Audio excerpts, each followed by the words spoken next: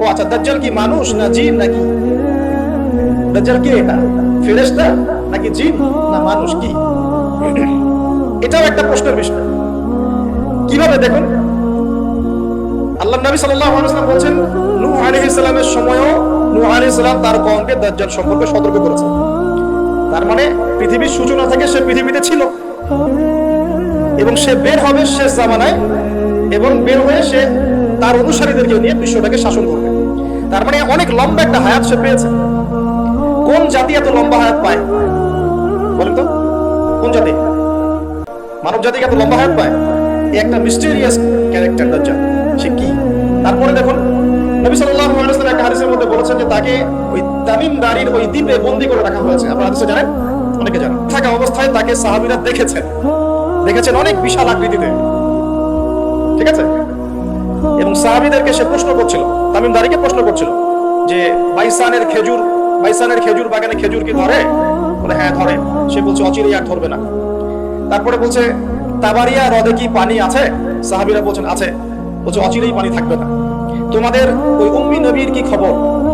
সাহাবীরা বলছেন যে তিনি মক্কা থেকে মদিনায় হিজরত করে এসেছেন, বদরের যুদ্ধ হয়েছে, বালতির মতো তার অবস্থা, একবার এদিকে পাল্লা ভারী হয়, একবার এদিকে পাল্লা ভারী।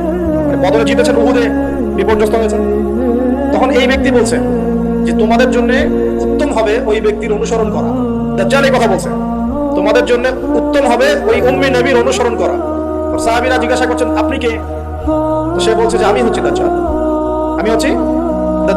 আমাকে অচিরেই এখান থেকে মুক্ত হওয়ার অনুমতি দেওয়া হবে, তখন আমি এই পৃথিবীটাকে শাসন করব। এখানে সাহাবীরা যারা দেখে আসছেন তারা পরে ইসলাম কবুল করেছেন। তখন তারা মুসলিম ছিলেন না, খ্রিস্টান ছিলেন। কথা বুঝতে পারছেন? আর এখানে আমরা তাকে একটা বিশাল দেহি দেখলাম, শিকল দিয়ে বন্দী। আবার নবী সাল্লাল্লাহু আলাইহি ওয়াসাল্লাম একদিন মদিনার মধ্যে উমর রাদিয়াল্লাহু আনহুকে নিয়ে হাঁটছেন, সহিহ মুসলিমে আছে।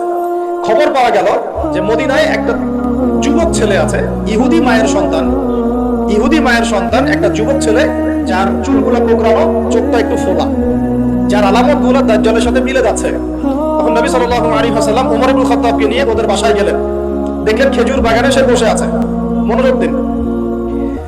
এবার নবীজি গিয়ে বললেন যে তুমি কি দেখো?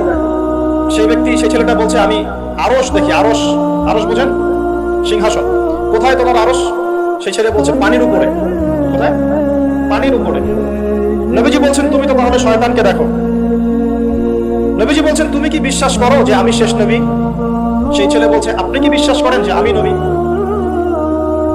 কি বুঝতে পারছেন কথা আমার? নবীজি বলছেন তুমি কি বিশ্বাস করো যে আমি শেষ নবী? সেই ছেলে বলছে আপনি কি বিশ্বাস করেন যে আমি নবী? ওমর রাদিয়াল্লাহু আনহু তরওয়ালের খাপ খোলা সারা। তিনি বললেন যে ইয়া রাসূলুল্লাহ অনুমতি দেন, এর গর্দনটাকে নামাই দেন, বেয়াদব, আপনার সাথে বেয়াদবি করছে। তখন নবী সাল্লাল্লাহু আলাইহি ওয়াসাল্লাম বললেন দাআহু ইয়া ওমর, তাকে ছেড়ে দাও। যদি সে সত্যিকার অর্থেই দাজ্জাল হয়ে থাকে, তুমি ওমর তাকে হত্যা করতে পারবে না। কেন হত্যা করতে পারবেন না? কারণ দাজ্জালের নিহত হওয়া লেখা আছে ঈসা আলাইহিস সালামের হাতে। কার হাতে? ঈসা আলাইহিস সালাম যখন আসবেন, এই প্যালেস্টাইনের বাবে লুদ নামক জায়গায় দাজ্জালকে মারা হবে। ঠিক আছে কথা? তাহলে ওমর তুমি তাকে হত্যা করতে পারবে না। আর যদি সে দাজ্জাল না হয়ে থাকে, নিরপরাধ মানুষকে হত্যা করে কোনো লাভ নেই। এখানে চান্স নেওয়া হলো 50-50। এক হাদিসে আপনি দেখছেন নবীজি বলছেন নূহ আলাইহিস সালাম তার কওমকে দাজ্জাল সম্পর্কে সতর্ক করেছেন। এক হাদিসে নবীজি বলছেন সে বের হলে 40 দিন বিশ্ব শাসন করবে। প্রথম দিন 1 বছর, দ্বিতীয় দিন 1 মাস, তৃতীয় দিন 1 সপ্তাহ, বাকি দিন আমাদের মতো। আরেক হাদিসে নবীজি বলছেন তামিম দাঁড়িয়ে দেখে এসেছে তাকে কোথায়? দ্বীপে বন্দী অবস্থায়, সে ছাড়া পাবে অচিরেই। আবার এখানে নবী সাল্লাল্লাহু আলাইহি ওয়াসাল্লাম মদিনাতেই একটা যুবক ছেলেকে দাজ্জাল মনে করে ইনভেস্টিগেট করলেন।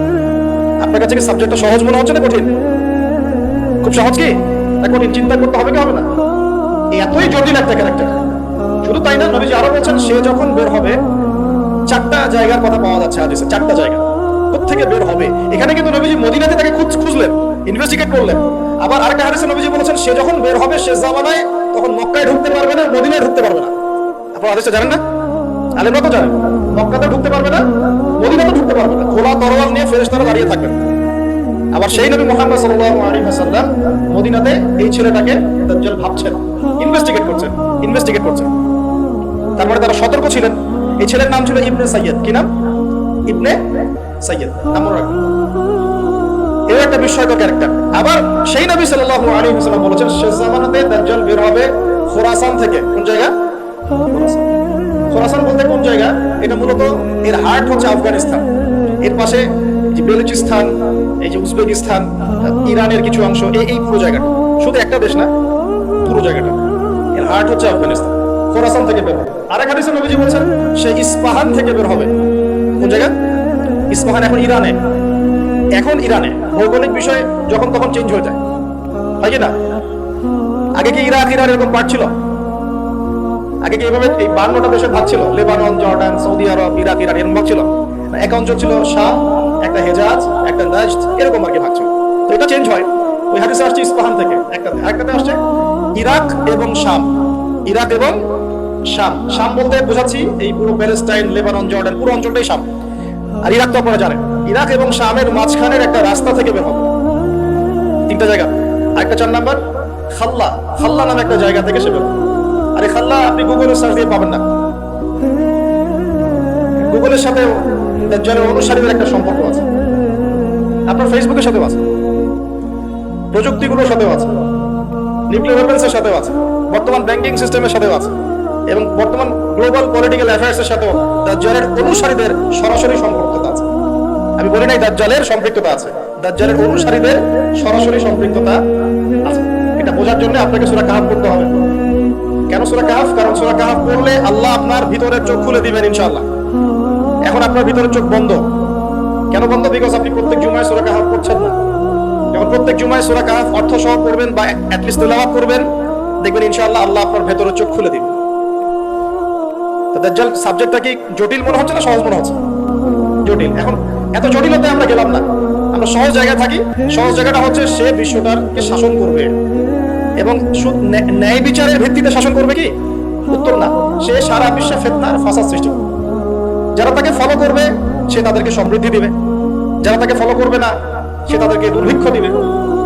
বলা হচ্ছে সে খোদা দাবি করবে, সে নিজেকে খোদা দাবি করবে, বলবে আমি মাসিহ। আমি কি? মাসিহ। তার মূল কাজটা তাহলে জুলুমের ভিত্তিতে সারা বিশ্বটাকে শাসন করা। এই তো সে খোদা দাবি করবে। আপনি যদি মেনে নেন তাহলে তার জান্নাতে ঢুকবেন, যদি না মানেন তাহলে তার জাহান্নামে ঢুকবেন। তার জান্নাতে ঢোকা মানে হচ্ছে আসলে জাহান্নামে ঢোকা, আর তার জাহান্নামে ঢোকা মানে হচ্ছে আসলে জান্নাতে ঢোকা। যেমন একজন যুবক ছেলেকে সে পাবে রাস্তায়, যখন বের হবে ছেলেটাকে বলবে যে তুমি কি বিশ্বাস করো যে আমি আল্লাহ? সেই ছেলে বলবে যে না, আমি বিশ্বাস করি না। সেই ছেলেটাকে শুইয়ে দিয়ে করাত দিয়ে তাকে দুই ভাগ করবে। এটা হাদিস আসছে, 2 ভাগ করে দেহের 2টা অংশ 2 দিকে ছুড়ে মারবে, এবং সে শক্তিশালী হবে, অনেক ফিজিক্যালি অনেক শক্তিশালী, অনুসারীদের দিক থেকে অনেক শক্তিশালী। পৃথিবীর সব নিয়ন্ত্রণ তার হাতে, ঠিক আছে? তার কাছে প্রযুক্তি, তার কাছে অনেক কিছু, অনেক কিছু। মানে সবচেয়ে বড় ফিতনা, মানে সবচেয়ে বেশি শক্তিশালী, সবচেয়ে বড় মানে পাওয়ার, মিলিটারি পাওয়ার, সবচেয়ে বড় ইকোনমিক পাওয়ার, সবচেয়ে বড় মিলিটারি অ্যাফেয়ার্স, যা যা আছে সব। তো এর জন্য একটা যুবক ছেলেকে কেটে 2 পিস করে ফেলা কি এমন? এখনই তো কত কি করা হচ্ছে, তাই না? আরে ভাই হচ্ছে তো, আমরা জানি তো। এই যে আমাদের প্যালেস্টাইনের একটা বাবাকে দেখলাম যে ছেলের শুধু হাত আর পা নিয়ে কান্নাকাটি করছে, মাথা নাই, বডি খুঁজে পাওয়া যাচ্ছে। এখনই তো অনেক কিছু করছে ওর অনুসারীরা। তো সে যখন বেরোবে একটা যুবককে 2 পিস করে ফেলা কোনো বিষয়? একদিক এদিকে ছুড়ে মারবে, আর একদিক ওইদিকে। এরপরে আবার জীবিত করবে তাকে, আবার জীবিত করবে। মানে তাকে আল্লাহ পাক এরকম কিছু ক্ষমতা দিবেন মানুষকে পরীক্ষা করার জন্য। জীবিত করার পরে বলবে আমি তোমাকে মৃত্যু দেওয়ার পর জীবিত দিলাম, এখন কি জীবন দিলাম, এখন কি তুমি বিশ্বাস করো যে আমি আল্লাহ? এই ছেলে এবার বলবে যে এখন আমার পুরো ইয়াকিন হয়ে গেছে যে তুই দাজ্জাল। কারণ আমি এই হাদিসটা জানতাম যে এক ছেলেকে সেভাবে কেটে টুকরা টুকরা করে আবার জীবিত করে বলবে যে আমি আল্লাহ, তুই কি বিশ্বাস করিস? তবে আমি জানতাম না যে সেই যুবক ছেলে আমি। তো বলা হচ্ছে এই যুবক ছেলে অনেক বড় শাহাদাতের মর্যাদা পাবে। তার মানে বোঝাতে যাচ্ছে সে এত শক্তিশালী হবে যে সে যা ইচ্ছা তাই করতে পারবে, যা ইচ্ছা তাই। এখন কি আপনারা দেখছেন না যে গাজাতে যা ইচ্ছা তাই করা হচ্ছে? যা ইচ্ছা তাই। ইচ্ছা হলো আপনার ঘরটা ভেঙে দিলাম, ইচ্ছা হলো আপনার মেয়েকে তুলে নিয়ে আসলাম, ইচ্ছা হলো আপনার ছেলেটাকে নিয়ে কারাগারে রেখে দিলাম, ইচ্ছা হলো রিমান্ডে নিয়ে নিলাম, ইচ্ছা হলো আপনার জমিটা দখল করে ফেললাম, ইচ্ছা হলো আকাশ থেকে একটা বোম ফেলে আপনার বাচ্চাকে হত্যা করে। যা ইচ্ছা তাই, যা ইচ্ছা তাই, কেউ কিছু বলার নাই। সবাই মিলে আমরা হয়তো এরকম ওয়াজ মাহফিলে 2-4টা কথা বলে রাগ ছাড়তে পারি। আপনি একটু সাহস দেখালে মিছিল করতে পারেন, সেমিনার সিম্পোজিয়াম করতে পারেন, আরো বড় শক্তি থাকলে রাষ্ট্রীয় পর্যায়ে পর্যন্ত চাপ প্রয়োগ করতে পারেন। আরো যদি ইমানদার রাষ্ট্র হয় সে জাতিসংঘে গিয়ে একটা প্রতিবাদ করতে পারে। এই তো, এতটুকুই তো। সবগুলো মুসলিম রাষ্ট্র মিলে একসাথে হয়ে কি ওর বিরুদ্ধে যুদ্ধ করতে পারছে? সবগুলো মুসলিম রাষ্ট্র দরকার নাই, অ্যাটলিস্ট 2টা 4টা 5টা 10টা মুসলিম রাষ্ট্র কি একত্রিত হয়ে ওর বিরুদ্ধে যুদ্ধ করতে পারছে? তাহলে যা ইচ্ছা তাই সে করছে না? এবং এত মানবতা বিরোধী অপরাধ করার পরেও বড় বড় পশ্চিমা country, specially United state of America এসে বলে দিবে যে আমি আমার মিত্রের পাশে আছি, যা ইচ্ছা তাই করুক, আমি ওর পাশে আছি। এবং কথাগুলো তারা খুব ঠান্ডা মাথায় বলে, আমাদের মতো যে পলিটিক্যাল চিল্লা ফেলা করে কথা বলে। আমরা ওয়াজ মাহফিলে যে একদম চিল্লাচিল্লি করে গলা ফাটাই ফেলে দিই একদম, হ্যাঁ, মানুষের আবেগ বুঝে ওয়াজ করি, মানুষের আবেগ বুঝে ওয়াজ করি। জোরে জোরে বললে মানুষ জোরে জোরে ঠিক বলবে, আমার ভিউ বাড়বে। আদতে এগুলো কথা বলার আদত না, এগুলো কিন্তু কথা বলার আদত নয়। এখন বিষয়টা দেখুন, ঠান্ডা মাথায় বলে দিবে আমরা আমাদের মিত্রের পাশে আছি, তাহলে ও যা ইচ্ছা তাই করছে না? একটা ছোট রাষ্ট্র যদি যা ইচ্ছা তাই করতে পারে, দাজ্জাল করতে পারবে না? তাই মনে হয়? এখন সে এইভাবে বিশ্বটাকে শাসন করবে। আপনি যদি মেনে নেন তাহলে আপনি সমৃদ্ধি পাবেন, না মানলে আপনাকে দুর্ভিক্ষ দিয়ে দিবে। একটা কওমের পাশ দিয়ে যাবে, বলবে তোমরা কি বিশ্বাস করো যে আমি আল্লাহ? বলবে হ্যাঁ বিশ্বাস করো। ব্যাস, এ থেকে সমৃদ্ধি, সোনা দানা হীরা জহরত যত খাজানা খনি আছে দিয়ে দিবে। একটা কওমের পাশ দিয়ে যাবে, বিশ্বাস করো আমি আল্লাহ, সে বলবে না আমরা বিশ্বাস করি না, আর ইমানদার। ওদের উপর বৃষ্টি বন্ধ হয়ে যাবে, দুর্ভিক্ষ। এখন দুর্ভিক্ষ, বৃষ্টি বন্ধ হওয়া ইত্যাদির অনেক ব্যাখ্যাও আছে। মূল কথাটা আসেন, সে যদি বিশ্বটাকে শাসন করতে চায় তার অনুসারীর দরকার আছে কি নাই? আছে না নাই? আচ্ছা, এবার একটু ভালো করে বোঝেন। মনে করেন আপনার নাম হচ্ছে আমাদের আব্দুল্লাহ ভাই, মনে করেন আব্দুর রহমান, ঠিক আছে? আব্দুর রহমান ভাই আমাদের মনে করেন যে বিশ্বটাকে শাসন করতে চায়। তাহলে ভাই আপনি বলেন তো, এই বিশ্বের অর্থনীতি আপনার নিয়ন্ত্রণ করতে হবে কিনা? হবে না? হবে না? না নিয়ন্ত্রণ করে কি আপনি বিশ্ব শাসন করতে পারবেন? আচ্ছা, আপনাকে বিশ্বের এই পুরো গ্লোবাল অ্যাফেয়ার্স, পলিটিক্যাল অ্যাফেয়ার্স গুলো নিয়ন্ত্রণ করতে হবে কিনা? হবে কি হবে না? আচ্ছা, আপনাকে বিশ্বের মিডিয়াগুলো নিয়ন্ত্রণে রাখতে হবে কিনা? হবে কিনা? আপনাকে বিশ্বের বড় বড় অস্ত্রশস্ত্রগুলো নিজের করে মজুত করতে হবে কিনা? বিশ্বের সবচেয়ে দামি বিষয়গুলো যেমন অয়েল, গোল্ড, সিলভার, পেট্রোডলার, এগুলো আপনার নিয়ন্ত্রণে থাকতে হবে কিনা? থাকতে হবে। আচ্ছা, বিশ্বের অর্থনীতি থেকে শুরু করে, রাজনীতি থেকে শুরু করে, সমরনীতি থেকে শুরু করে, মিডিয়া, প্রযুক্তি, এগুলো আপনার নখদর্পণে থাকতে হবে কিনা? তার মানে দাজ্জাল যদি বিশ্ব শাসন করতে চায় তাকে এই প্রত্যেকটা বিষয়কে নিয়ন্ত্রণ করতে হবেই।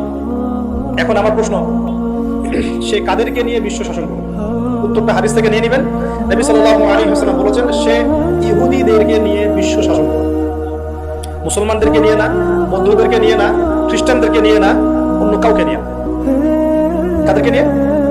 এমনকি ইস্পাহান যে শহরটার কথা এসেছে, ওই জায়গাটার থেকে 70,000 ইহুদি তার সাথে যোগ দিবে। কত হাজার? আরো যোগ দিবে এক শ্রেণীর মেয়ে। এক শ্রেণীর মেয়ের কথা আসছে, যাদেরকে আপনি ঘরে রাখতে পারবেন না। তাদের বাবা, ভাই, স্বামী মিলেও ঘরে বেঁধে রাখতে পারবে না, ছুটে ওর সাথে যোগ দেবে। এক শ্রেণী হচ্ছে ইহুদিরা, এক শ্রেণী এরকম মেয়েরা, আরেক শ্রেণী হচ্ছে কিছু মুনাফিক, যার অন্তরে সামান্য পরিমাণ নেফাকিও থাকবে, সেও শেষে ওর সাথে গিয়ে যোগ দেবে। মূল যোগ দিবে কারো? তাহলে মূল বাহিনীটা কাদেরকে নিয়ে গঠিত বলেন? আচ্ছা, এখন আপনি আমাদেরকে বলেন, এবার আমার দিকে তাকান, ফোকাস করেন, এখান থেকে আমরা আস্তে আস্তে একটা কনক্লুশন আসবো। দাজ্জালের ক্যারেক্টার বুঝেছেন, ওর ফাংশনটা কি সেটাও বুঝেছেন, কাদেরকে নিয়ে বিশ্ব শাসন করবে সেটাও জানলেন। এখন একটু লক্ষ্য করে দেখেন, আপনাকে আমি 2000 বছরের ইতিহাস এই 20 মিনিটে বলে শেষ করে দেব। কত হাজার বছর? 2000 বছর। ইহুদি কারা? ইহুদি আর বনু ইসরাইল কি এক? উত্তর না। ভালো করে কথাগুলো শোনেন, এগুলো বই পড়তে অনেক সময় লাগবে আপনার, এবং ঘাটাঘাটি করতে অনেক সময় লাগবে, খুব অল্প সময় বুঝে নেন। ইহুদি বনু ইসরাইল এক নয়। বনু ইসরাইল কাদেরকে বলা হয়? ইব্রাহিম আলাইহিস সালামের ছেলে, এক ছেলের নাম ইসমাইল, এক ছেলের নাম ইসহাক, ঠিক আছে? ইসমাইল আলাইহিস সালাম থাকেন মক্কায়, সেখানে তাকে কেন্দ্র করে একটা সভ্যতা। এই বংশে সর্বশেষ নবী মুহাম্মদ সাল্লাল্লাহু আলাইহি ওয়াসাল্লামের জন্ম। তার মানে আমরা বনু ইসমাইল। আমরা কারা? বনু ইসমাইল। আমরা মুহাম্মদ সাল্লাল্লাহু আলাইহি ওয়াসাল্লামের উম্মাহ। আর এইদিকে আরেক ছেলের নাম হচ্ছে ইসহাক, যিনি থাকেন ওই শামে, ওই প্যালেস্টাইনে, ওই জেরুজালেমে, ওই জায়গায়, ওটা শাম, ঠিক আছে? এবং ওখানে তিনি তার বংশ বিস্তার হচ্ছে। তার ছেলের নাম হলো ইয়াকুব। কি নাম? ইয়াকুব আলাইহিস সালামের আরেক নাম হলো ইসরাইল। ইয়াকুব আলাইহিস সালামের আরেক নাম কি? ইসরাইল। এবং তার সন্তানদেরকে বলা হয় বনু ইসরাইল। তার সন্তান অনেক। এই সন্তানদের মধ্যে একজনের নাম ইউসুফ, ঠিক আছে? তারপরে আসছে পরে ইউনুস। এই বনু ইসরাইলের মধ্যে দাউদ, মূসা, সুলাইমান, ঈসা ইবনে মারইয়াম, বলা হয় 1,24,000 নবী রাসূলের মধ্যে বেশিরভাগই এখানে এসেছে। তাহলে বনু ইসরাইল বলা হচ্ছে এই কওমটাকে। তা ওদের নাম বনু ইসরাইল থেকে ইহুদি হলো কখন? যখন তারা ঈসা আলাইহিস সালামকে স্বীকার করলো না তখন। ঈসা আলাইহিস সালাম কি তাদের মধ্যে আসেন নাই? সেই ঈসা আলাইহিস সালামকে যখন তারা অস্বীকার করলো, তখন তাদের নাম আল্লাহ পাক এই বনু ইসরাইল থেকে পরিবর্তন করে হাদু দিয়েছেন কোরআনে। কুল يا أيها الذين هادوا إن زعمتم أنكم أولياء لله من دون الناس فتمنوا الموت। আছে না কোরআনে? অনেক জায়গা আছে। আল্লাহ পাক তখন তাদেরকে আর বনু ইসরাইল বলছেন না, বলছেন ইয়াহুদ। কি বলছেন? এই যে নাম আসলো ইহুদি। তো বনু ইসরাইল এবং ইহুদি এক নয়। বনু ইসরাইলটা ভালো ছিল এবং তারা ওই সময়কার মুসলিম ছিল। যখন তারা আল্লাহ পাকের আনুগত্য করেছিল, আল্লাহ পাক তাদেরকে সমৃদ্ধি দিয়েছিলেন, ঠিক আমাদের মতোই। আর যখন তারা আল্লাহ পাকের আনুগত্য করে নাই, পথভ্রষ্ট হয়ে যায়, আল্লাহ পাক তাদেরকে শাস্তি দিয়েছে। এক পর্যায়ে তারা যখন নবীদেরকে হত্যা করা শুরু করেছিল, অনেক নবীকে হত্যাও করেছে। যেমন জাকারিয়া আলাইহিস সালামকে তারা হত্যা করেছে, ইয়াহইয়া আলাইহিস সালামকে হত্যা করেছে। সূরা ইয়াসিন পড়ে দেখেন, ওখানে একই দিনে 3 জন নবীকে হত্যা করা হয়েছে। পড়ে দেখেন। তো মূল কথা হচ্ছে, নাম চেঞ্জ হলো কখন? যখন তারা সত্য থেকে পথভ্রষ্ট হয়ে গেল। ঈসা আলাইহিস সালামকে তারা অস্বীকার করলো, তখন আর বনু ইসরাইল নয়, ইয়াহুদ। এখন তাদের মধ্যে একজন অন্যতম নবী ছিলেন দাউদ আলাইহিস সালাম। কি নাম বলেন? নাম মুখস্থ করেন। তাদের নাম কি? আচ্ছা, দাউদ আলাইহিস সালাম ছোট, তখন 14-15 বছর বয়স হবে। আল্লাহ পাক মুসা আলাইহিস সালামকে বলেছিলেন, তুমি তোমার সম্প্রদায়কে নিয়ে এই জেরুজালেমে যুদ্ধ করবে। কাকে বলেছেন? মুসা আলাইহিস সালাম। তুমি মুসা আলাইহিস সালাম তোমার সম্প্রদায়কে নিয়ে এই জেরুজালেমে গিয়ে যুদ্ধ করো। ওখানে আমালেকা নামে একটা সম্প্রদায় আছে, এরা খুবই শক্তিশালী। তবে তোমরা যদি ঈমানদার হও, তোমরা এর উপর বিজয় লাভ করবে। এর আগ পর্যন্ত এরা কিন্তু ওখানে ঢুকতে পারে নাই। কথা বুঝতে পারছেন? আল্লাহ পাক শর্ত দিলেন, যদি যুদ্ধ করে জয় করতে পারো, তাহলে তোমাদের এই জায়গাটা তোমাদের। তো মুসা আলাইহিস সালাম বললেন তার কওমকে, চলো যুদ্ধ করি। মুসা আলাইহিস সালামের কওম বলছে, ইযহাব আনতা ওয়া রাব্বুকা ফাকাতিলা ওয়া ইন্না হাহুনা কাঈদুন। এই মুসা, তুমি যাও আর তোমার রব গিয়ে যুদ্ধ করো, আমরা এখানে বসে থাকবো। কথা কি বুঝতে পারেন নাই? মানে এরা কোন কম? ওই যে ফিরাউনকে ডুবে মরতে দেখেও বিশ্বাস করে না, বাছুর পূজা শুরু করে। আল্লাহ পাক একটার পর একটা নিদর্শন দেখান, তাও অস্বীকার করে। তাওরাত নিতে গিয়েছেন মুসা আলাইহিস সালাম, এসে দেখেন তারা বাছুর পূজা শুরু করেছে। মান্না সালোয়া আল্লাহ দিচ্ছেন, তাও অস্বীকার করে। মৃত থেকে জীবিত করেন, তাও অস্বীকার করে। শেষমেশ বলে বসলো যে, ইয়া মুসা লান নুমিনা লাকা হাত্তা নারাল্লাহ জাহরা। হে মুসা, আমরা তোমার প্রতি বিশ্বাস করব না যতক্ষণ আল্লাহকে সামনে দেখাচ্ছ আমাদের চোখ দিয়ে। এটা সেই জাত যে নবীদেরকে এত কষ্ট দিয়েছে। মুসা আলাইহিস সালাম যখন বললেন চলো, আল্লাহ পাক যুদ্ধের কথা বলেছেন, ওইটা যুদ্ধ করে জয় করতে পারলে আমাদের হয়ে যাবে। তো বলছে, ওখানে আমালেকা সম্প্রদায় আছে, এত বড় শক্তিশালী, তুমি যাও, তোমার রব গিয়ে যুদ্ধ করো, আমরা এখানে বসে আছি। আর আমাদের নবী মুহাম্মদ সাল্লাল্লাহু আলাইহি ওয়াসাল্লাম যখন বদরের মাঠে 313 জনকে নিয়ে পরামর্শ করছেন, কি করব, যুদ্ধ করব কি না। তখন আমাদের মুসলিম সেনা বাহিনীর মধ্যে যে সাহাবীরা ছিলেন, সাদ বিন মুআজ রাদিয়াল্লাহু আনহু, তিনি বলছিলেন, ইয়া রাসূলুল্লাহ সাল্লাল্লাহু আলাইহি ওয়াসাল্লাম, আপনি আমাদেরকে নিয়ে বদরের মাঠ কেন? যদি উত্তাল সাগরে ঝাঁপ দিতে চান, আমরা সেখানেও ঝাঁপ দিব। কত পার্থক্য, তাই না? তিনি বলছিলেন যে আমরা সেই কথা আপনাকে বলবো না যে কথা মুসা আর কওম মুসাকে বলেছে, বরং আমরা, আপনি যদি আদেশ করেন, আমরা উত্তাল সাগরে ঝাঁপ দিব। এমনি এমনি তো বদরের যুদ্ধ আসে না, বিজয় আসে নাই, এইসব ইমানের কারণে এসেছে। এখনো কি এই মাজলুম ভাইরা উত্তাল সাগরে ঝাঁপ দেয় নাই? তারা তাই করছে। ওদিকে আসছি আমি পড়ে, এই জায়গাটা একটু বুঝেন। তো যুদ্ধ তারা করলো না, যুদ্ধ করলো না। আল্লাহ পাক শাস্তি দিলেন। কি শাস্তি? 40 বছর আল্লাহ পাক ওদেরকে একটা জায়গায় ঘুরপাক খাওয়ানো শুরু করলো। সকালে উঠে একটা পাহাড়কে কেন্দ্র করে ঘুরতো, সন্ধ্যায় এসে আবার সেই জায়গায় থেমে যেত। এটাকে বলা হয় তিহ উপত্যকার 40 বছরের শাস্তি। সূরা বাকারার মধ্যে পড়ে আছে। এবার মুসা আলাইহিস সালামের জীবনটা শেষ, ওনার হায়াত শেষ, উনি চলে গেলেন আল্লাহর কাছে। পরবর্তীতে নবী হলেন ইউশা বিন নূন। কি নাম? ইউশা বিন নূন। মনে রাখার চেষ্টা করেন, বলে যান বাবা। ইউশা বিন নূন একজন নবী। এবার ইউশা বিন নূনের সময় ওই বনু ইসরাইলি বলছে যে আমরা যুদ্ধ করতে চাই, ওই জায়গা আমরা দখল করতে চাই। এখন আসেন, কোন জায়গা ভাই? কোন জায়গা যুদ্ধ করতে চায়? আচ্ছা, জেরুজালেম নিয়ে এত কথা কেন জানেন? কারণ এই জায়গাটা শেষ জামানার সবচেয়ে ইম্পর্টেন্ট জায়গা। শেষ জামানার সবচেয়ে ইম্পর্টেন্ট জায়গা 3টা, মুখস্থ করেন। কয়টা? এক হচ্ছে জেরুজালেম, 2 হচ্ছে মক্কা মদিনা, জানেন। আর 3 নাম্বার হচ্ছে কনস্ট্যান্টিনোপল মানে কুস্তান্তনিয়া। কোথায় এটা? তুরস্কে। আরেকটা জায়গা আছে, এটা অনেক বেশি ইম্পর্টেন্ট, সেটা হলো খোরাসান। সেটা কি? খোরাসান। এই 4টা জায়গার কথা মাথায় রাখবেন। পুরো বিশ্বের এই প্রেক্ষাপট এই 4টা জায়গাকে কেন্দ্র করে ঘুরতে থাকে। এবং এর সেন্টার, হার্ট হচ্ছে জেরুজালেম। কারণ কিয়ামত ততদিন পর্যন্ত হবে না যতদিন এই জেরুজালেম মুসলিমদের দখলে না আসছে, এবং এই জেরুজালেম থেকে ইমামুল মাহদি ঈসা ইবনে মারইয়াম বিশ্ব শাসন না করছেন, ততদিন পর্যন্ত এই পৃথিবীতে কিয়ামত হবে না ইনশাআল্লাহ। বুঝতে পারছেন কথা? আচ্ছা, তো ইউশা বিন নূন এখন বলছেন যে আচ্ছা, তোমরা তো আবার যুদ্ধ করতে যাচ্ছ, মুসা আলাইহিস সালামের সময় তো যুদ্ধ করতে বলা হয়েছিল, করো নাই।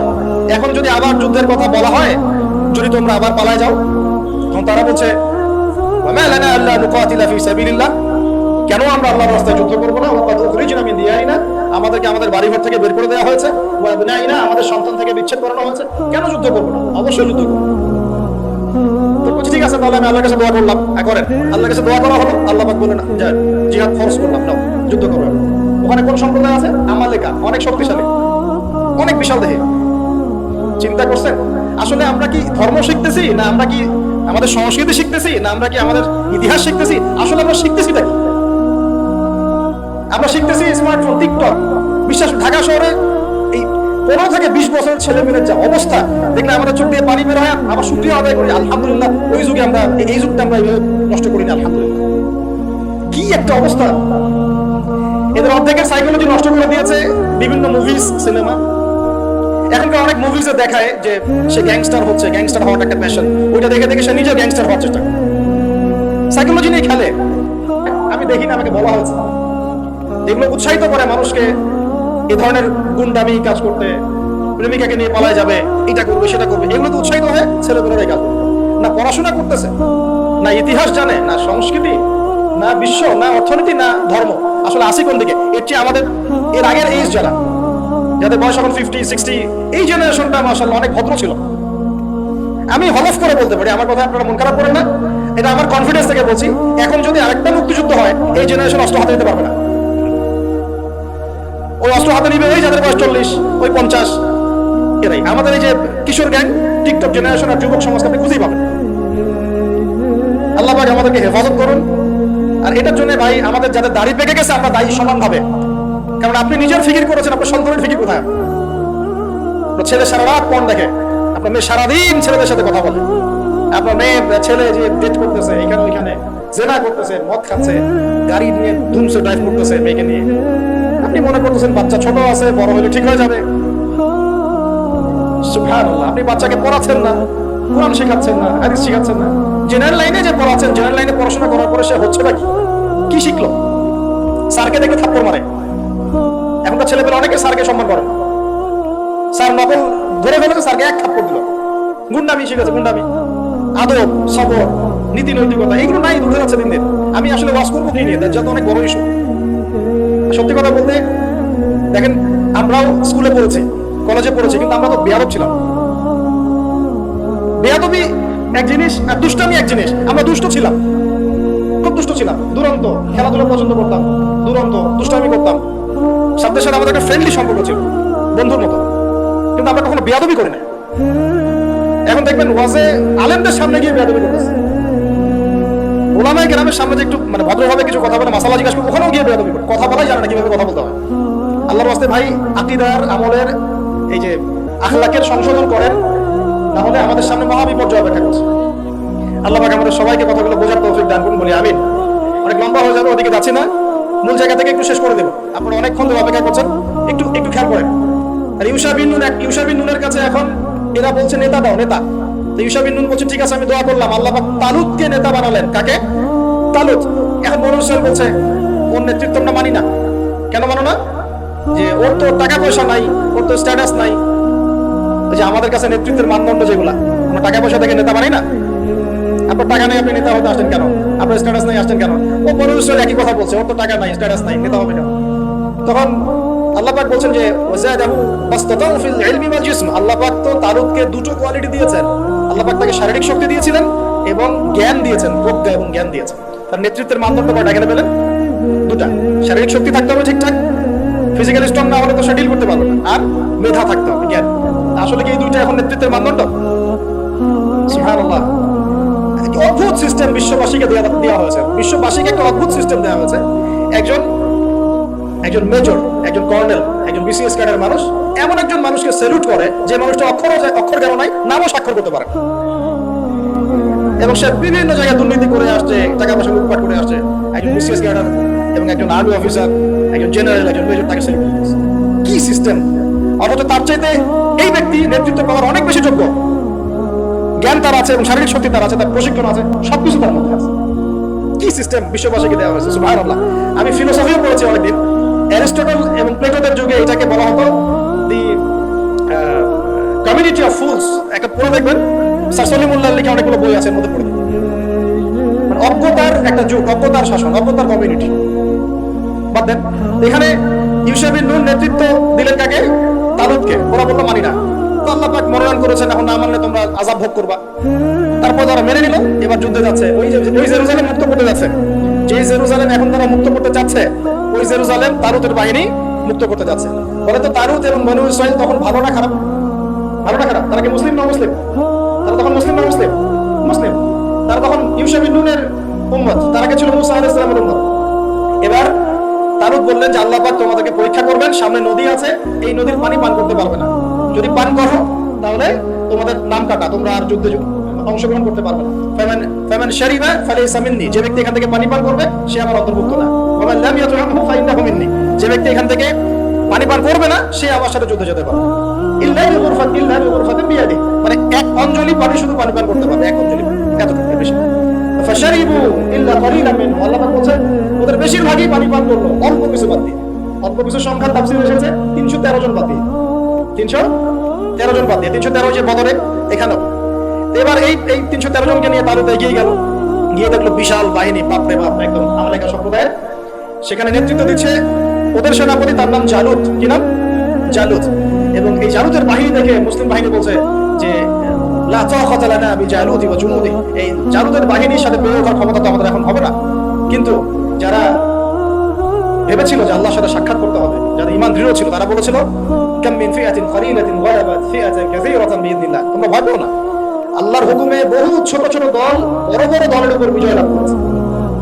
এটা তারা বলে একটা দোয়া করলো, এই দোয়াটা শিখে নেবেন। তারা একটা দোয়া করলো, তারা বললো রব্বানা আফরিগ আলাইনা সাবরান ওয়া সাব্বিত আকদামানা ওয়ানসুরনা আলাল কওমিল কাফিরিন।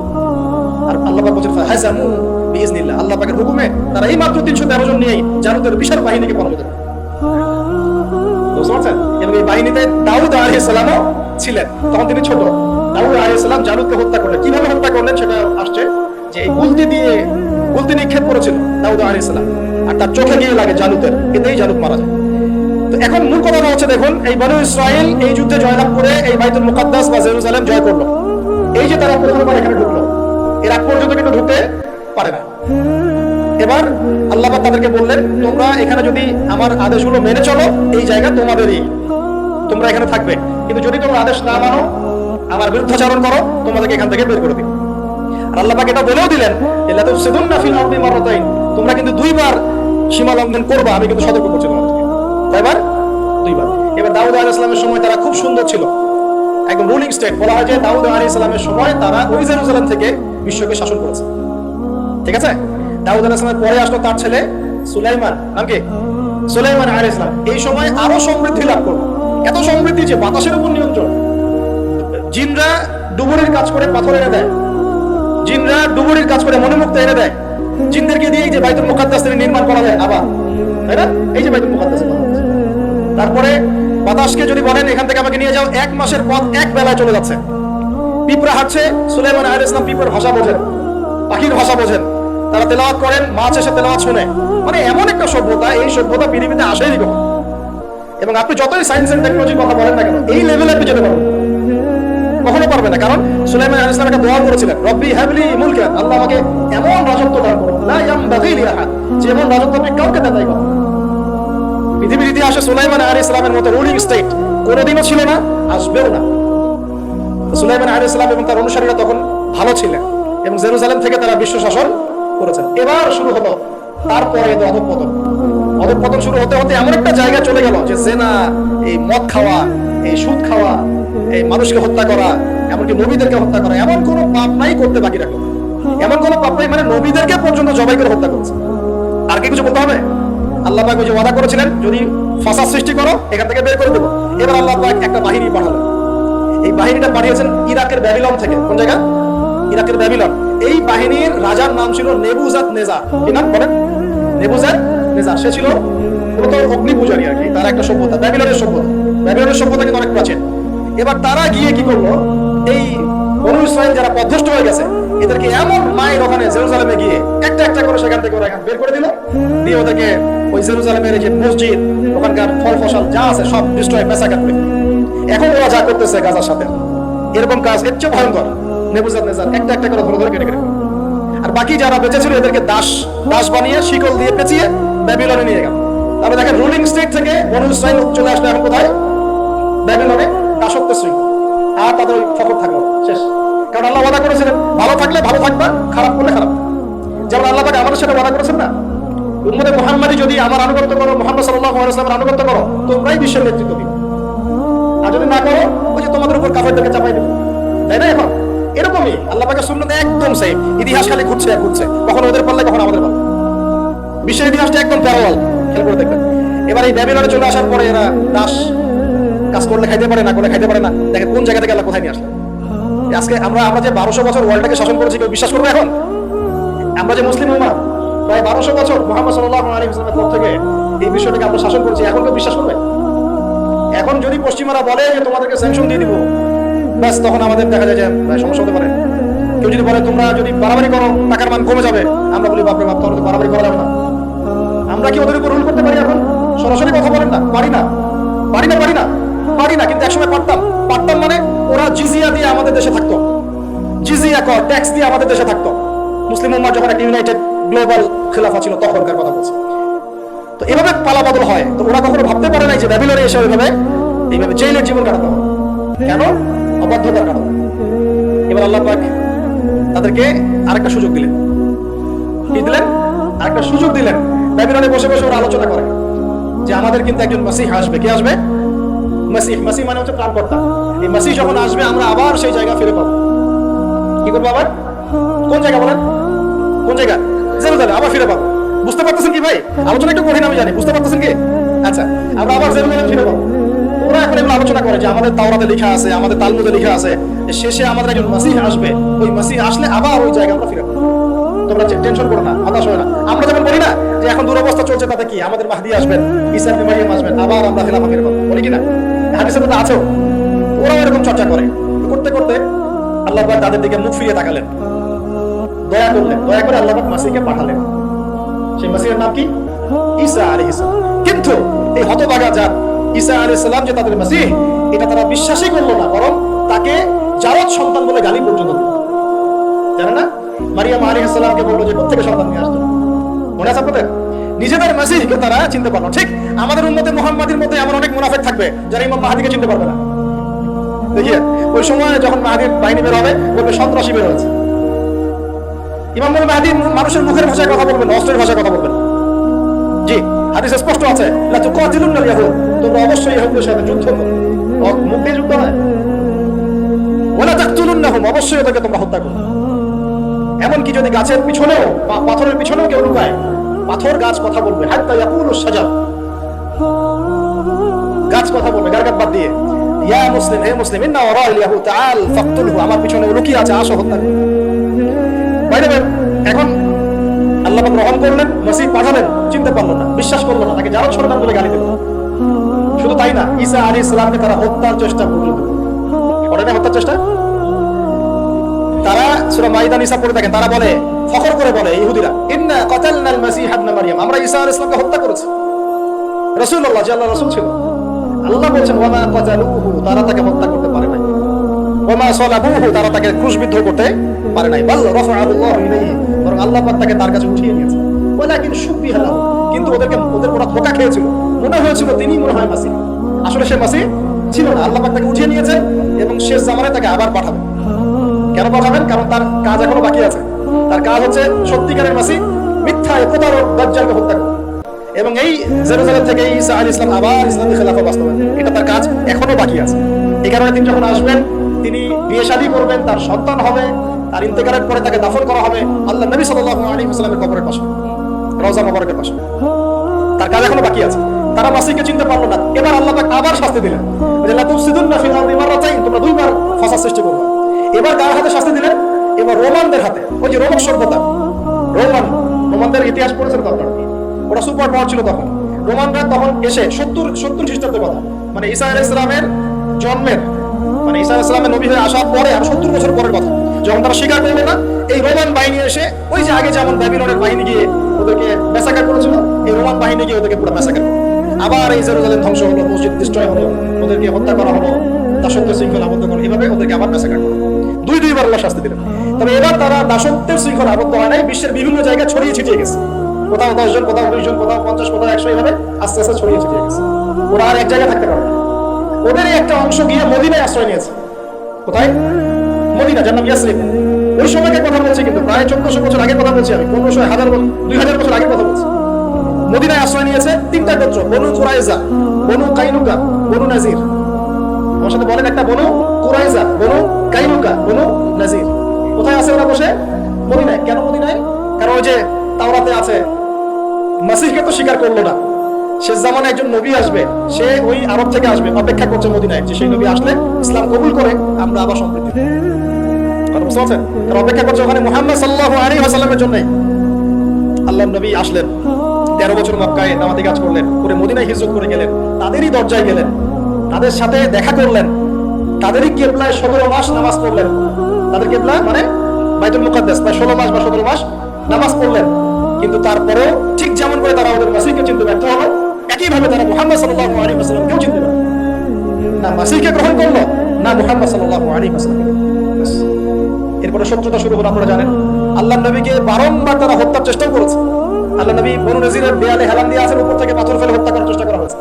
খাইবারে নবী যুদ্ধ করতে গিয়েছেন, তাকে বিষ পান করে হত্যা করার প্রয়োগ করে হত্যা করার চেষ্টা করা হয়েছে।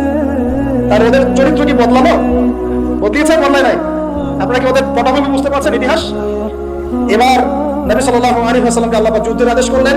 আল্লাহ নবী সাল্লাল্লাহু আলাইহি ওয়াসাল্লাম একটা একটা করে ইহুদি কওমের এগেইনস্টে যুদ্ধ করলেন, একটা একটা করে। প্রথমে বনু কুরাইজা, বনু কাইনুকাকে বের করে দেওয়া হলো, তারপরে বনু নাজিরকে বের করে দেওয়া হলো, তারপরে বনু কুরাইজাকে বের করে দেওয়া হলো, সর্বশেষ খায়বারে গিয়ে একটা একটা করে ইহুদিকে ওখান থেকে বের করে দেওয়া হলো। 4টা গোত্রকে বের করা হয়েছে। প্রতিটা বাড়ি ওদের খেয়ানতের কারণে, মদিনা সনদের চুক্তি ভঙ্গ করার কারণে। ওদের চরিত্রটাই এমন ছিল। আমরা চুক্তিবদ্ধ ছিলাম যে আমরা তোমাদের সাথে যুদ্ধ করবো না, তোমরা আমাদের সাথে যুদ্ধ করবে না, আমাদের শত্রুদের বিরুদ্ধে তোমরা তাদেরকে সাহায্য করতে পারবে না। কিন্তু এই ইহুদিরা কুরাইশদেরকে সাহায্য করে, ওদের সাথে আঘাত করে আমাদের বিরুদ্ধে গদ্দারি করেছে। এই কারণে আমরা কি জুলুম করেছিলাম? আল্লাহ পাক কি জুলুম করতে পারে? এবার তাদেরকে বের করে শুরু দেওয়াই হয় নাই।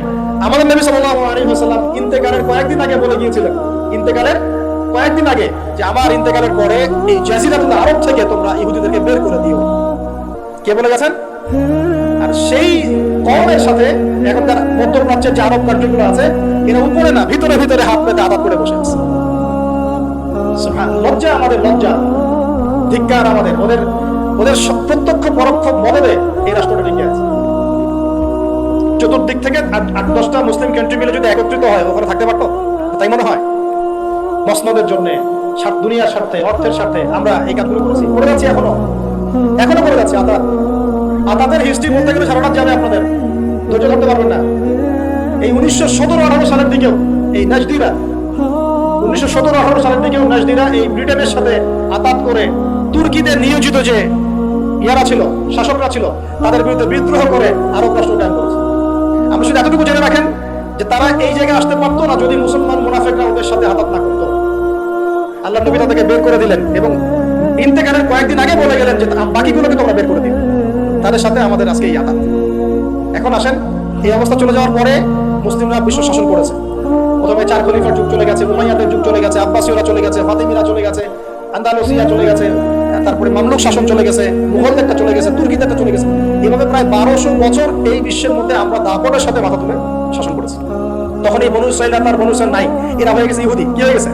ইহুদি। এবং এরা কিন্তু ওই জেরুজালেম দখলের পায়তারা ছাড়ে নাই। তাহলে এবার কি করলো তারা? এবার এই যে এই জায়গা থেকে বোঝেন শেষ অংশটা। এবার 1914 সালে চলে আসে। কত সাল? 1914 সাল। বসনিয়ায় আমরা বলি যে সামার অফ 1914। বসনিয়াতে একজন রাজা হাঁটছেন রাস্তা দিয়ে। এখন ইহুদি এবং খ্রিস্টানদের মধ্যে একটা জোট হয়ে গেল। এর মধ্যে এই জোটের নাম জায়নিস্ট মুভমেন্ট। এরা প্ল্যান করলো যে এই রাজাটাকে শেষ করতে হবে। রাজা ফার্ডিন্যান্ডকে তারা শেষ করলো। শেষ করে দিয়ে অস্ট্রিয়া হাঙ্গেরির বিরুদ্ধে রাশিয়াকে লেলিয়ে দিল। এমনভাবে সুরাজ ছেড়ে গেল, প্রমাণ ছেড়ে গেল যেন ওইটা রাশিয়া পর্যন্ত গড়ায়। বাস, এরা যুদ্ধে নেমে পড়লো। এই যুদ্ধে রাশিয়ার পক্ষ নিয়ে নিল ব্রিটেন, তার সাথে আসলো ইতালি, ফ্রান্স, আর এইদিকে অস্ট্রিয়া হাঙ্গেরির সাথে চলে আসলো জার্মানি। এই যে প্রথম বিশ্বযুদ্ধ শুরু হয়ে গেল, মেসাকার অবস্থা। আমরা এগুলো পড়েছি ইউনিভার্সিটিতে, কিন্তু এইটুকু পর্যন্ত আমাদেরকে পড়ানো হয়েছে। এর পিছনের গল্প তারা আমাদেরকে বলতে পারে না। এর পিছনের গল্পটা আমরা কোরআন থেকে জেনেছি, হাদিস থেকে জেনেছি। এই ফার্স্ট ওয়ার্ল্ড ওয়ারের মূল উদ্দেশ্য এই কয়েকটা মানুষকে মেরে ফেলা ছিল না। উদ্দেশ্য ছিল ব্রিটেনের উত্থান এবং ওর হাত ধরে তুর্কিদের বিরুদ্ধে যুদ্ধ করে জেরুজালেমের পুনরুদ্ধার। তাই 1914 থেকে 1918 এর মধ্যে এই জেরুজালেম